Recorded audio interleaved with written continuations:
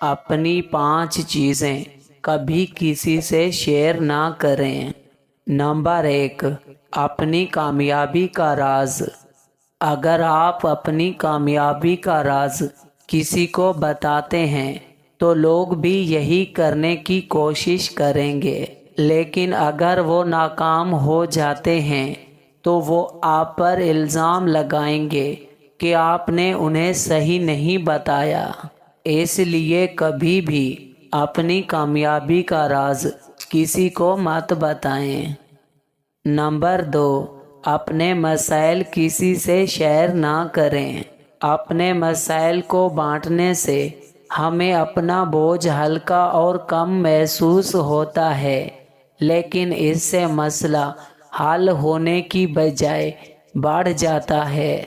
दर हकीकत 70% लोग आपके मसाइल सुनकर खुश होते हैं और 10% वाकई परवाह करते हैं।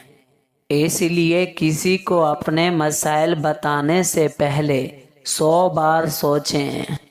नंबर 3, अपने ख्वाब किसी से शेयर ना करें।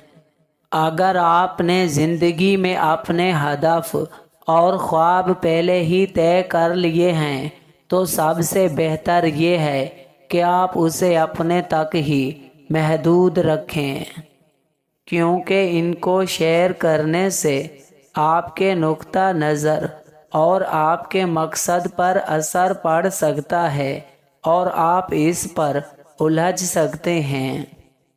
हमेशा याद रखें कि हम दूसरों से एक जैसा मशवरा या राय हासिल नहीं कर सकते, क्योंकि हर आदमी का नुक्ता नज़र एक दूसरे से मुख्तलिफ होता है। नंबर 4, आप कितना कमाते हैं कभी किसी से शेयर ना करें।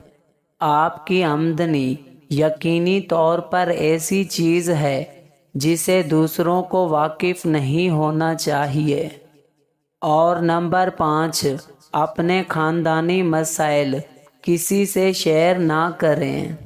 कोई भी ख़ानदान ऐसा नहीं है जिसमें मसाइल ना हों।